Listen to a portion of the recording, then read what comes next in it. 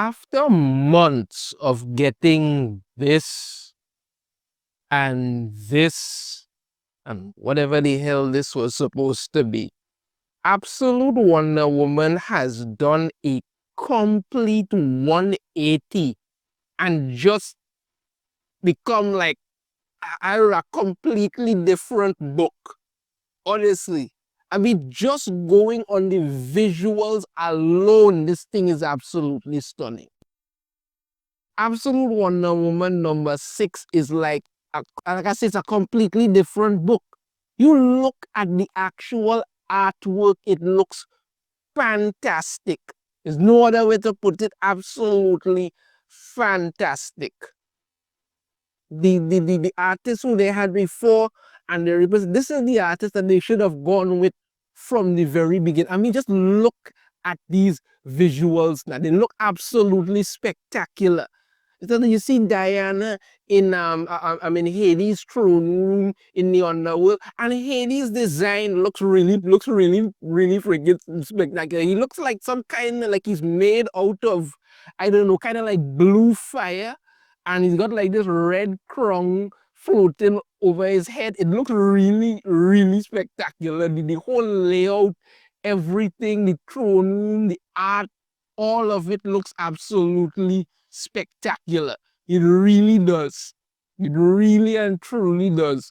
When you get a look at Diana, I mean, after Hades has her remove, basically just remove her armor and all kind of thing, and you get a shot of her. I mean, this is Wonder Woman. You're looking at this and you're like, yeah, this is Wonder Woman. This is her. She looks like a real battle-hardened princess. They looks like a real Amazon princess. You see like the little abs and thing there, statuesque and beautiful. This is what she looks like. The way that the art looked in the other one was just like dreadful. That was just really dreadful. As I can say, if you just go on the art alone for this book, it absolutely blows anything else away. How fantastic this artwork looks. Really spectacular. The colors, the shading, the layout, everything. Truly everything looks really spectacular. And I never thought I'd be saying that about Absolute Wonder Woman after going through the first 5 issues of hell. This is a complete 180. Like a completely different book. Really and truly completely different book. But the story itself is actually also interesting. But I'll get to why I'm still pissed off at the end. But let me just go through this because the story is really interesting, because you see Diana is there in the throne room with Hades and stuff, and she lays out all her weapons and stuff there on the ground, in the 3 lassos that she has for some reason, the big ass sword that she had and all of that. And then you get to, she basically tells this, she's basically telling Hades the story because he wants to know about what she had to do, and you actually get to see that what this book should have really been about from the very start. Because you see her climbing Mount Prometheus and stuff there, and then she goes and you see this god there, Prometheus, is chained up there on the mountain. I think it looks absolutely spectacular. The artwork looks really spectacular. The way he's laid out, everything looks really absolutely spectacular. And she ends up freeing him temporarily there, and she comes to him and talks, and she tells him, she gives him some water to drink and stuff, and she asks for a favor. She wants some of his blood, and then he tells her, to just use an axe and cut off a part of his a small part of his finger, so the blood runs out there. He gets it, and then you get to see how she eventually got her dead Pegasus. He gives it to her as a gift for what she did. He gives her the Pegasus, and that looks fun. I mean, like, this is how it should have played out. You understand me? You get to see what happened with Pegasus. He gives it to her there. She takes off and goes, and then she ends up going to fight the last basilisk, and she comes in there and staring into the basilisk's eyes is certain death. So she finds that she used magic to blind herself before she went to face the basilisk, and they end up fighting. Then she uses some magic to restrict its sense of smell or kind of thing, and then cuts its head off. It's really good. The way the whole thing, look, I tell you, everything just looks really spectacular. The story is finally interesting. They're like, okay, this happens. First, the god is chained up there. Now she's fighting. Or she's fighting the basilisk. Really, really interesting, like really good. And actually, it really is. It really is good. I would recommend anybody to read this book. Really take a moment and read the book and see what's going on. I don't want to spoil what goes on, but read it. It really is interesting. The artworks, all of that.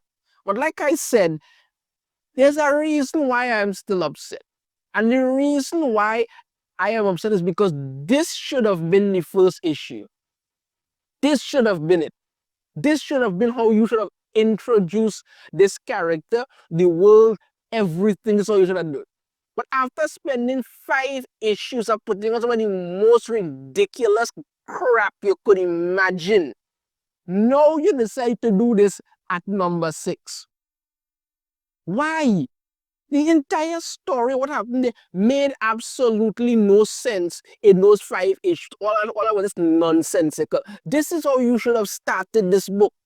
This is it. You should have started this book because the original thing that we got, some of the information that I actually got will say that she was supposed to be this kind of like explorer / adventurer kind of thing, and you got that in this book.